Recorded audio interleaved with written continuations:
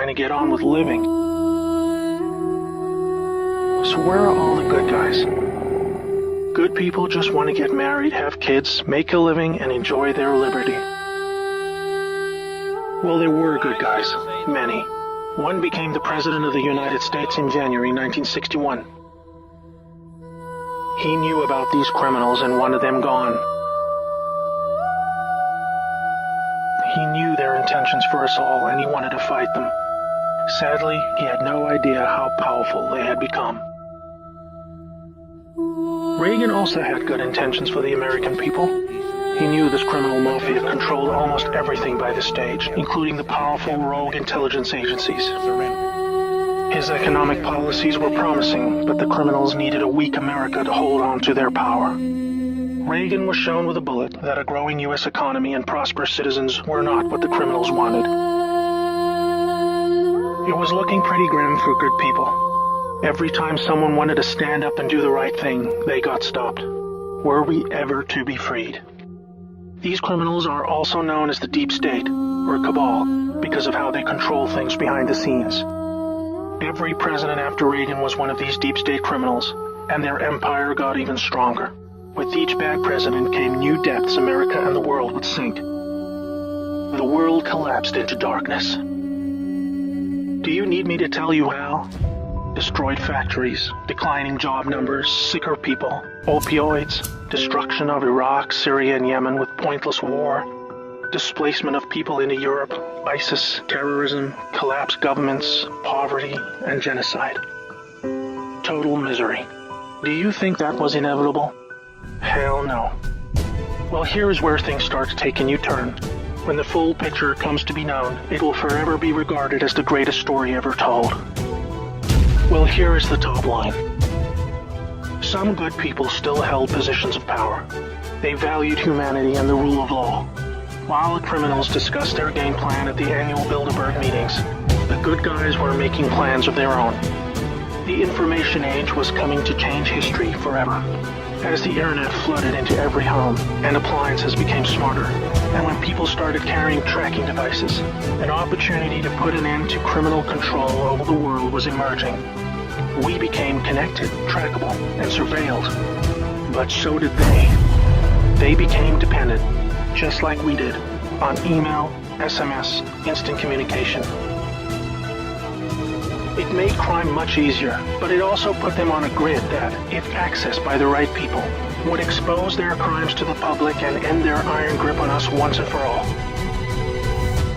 In this new age of information, it was thought that the military should also have its own intelligence agency to focus on cybercrime and espionage. They called this the NSA, the National Security Agency.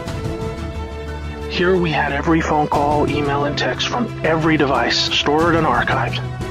Whether it be someone making a doctor's appointment, or the Deep State setting up a massive heroin purchase from the Taliban. In the right hands, it will be enough information to expose the entire sinister criminal plot to rob us blind and wipe us out. Hold that thought. Now I need to explain the plan. The good guys were devising a plan to reclaim the world from the cabal and return it to the people. It would involve alliances with multiple countries, since the criminals had global rat lines, trade, and other infrastructure in place that would need their cooperation. It came down to two choices for America. Launch a military coup to seize the government from whichever cabal puppet was in the White House at the time. Or win legitimately, take control of the NSA, expose the criminals for what they are, and arrest them all. Obviously, the first option would be very troubling for the public. With people still preoccupied with cabal-engineered social issues, they would likely revolt and hurt themselves and others. No, it would have to be the latter. So they needed a candidate who could win, and who could win big. Many states like California had been so heavily inundated by criminals that even the voting machines were electronically set up to swing votes any which way.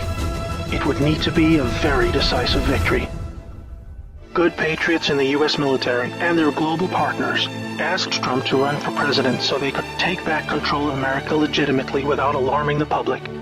Trump was a good choice, obviously, because he overcame the voter fraud and won. But he was a patriot, and he was loved and admired by the public. He was not interested in joining the cabal. because they hated America and he did not agree with them on that point.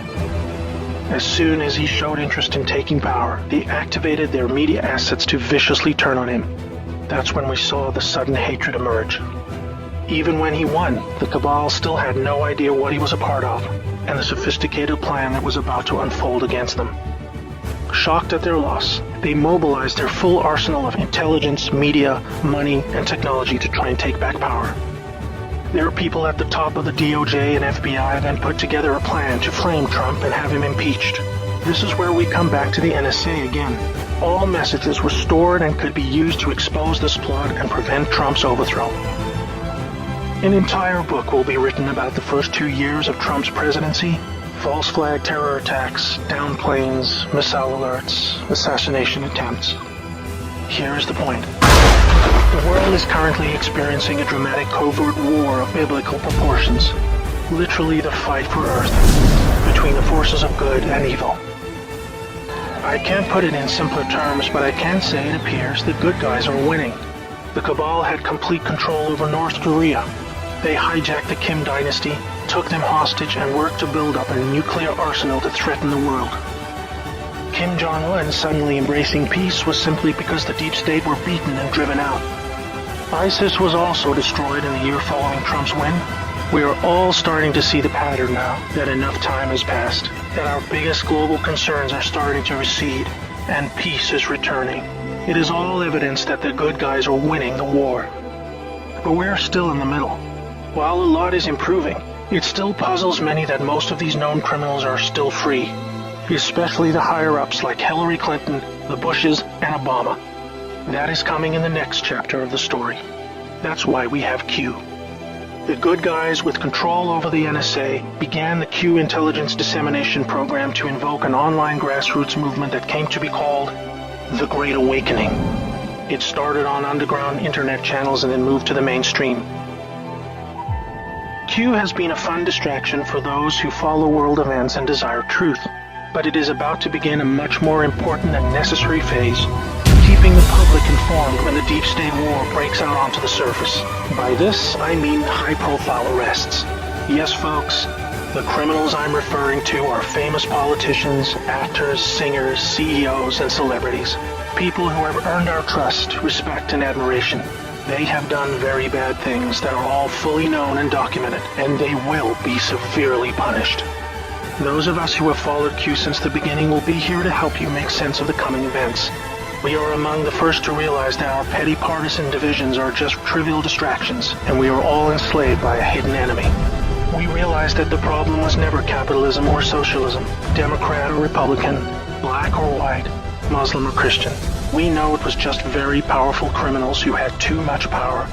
Fellow slaves, it's time to buckle your seatbelt, recognize your true enemy, and embrace a new future that we all owe to the brave patriots who risked their lives to achieve this victory against the greatest force of evil the world has ever known. May God bless America.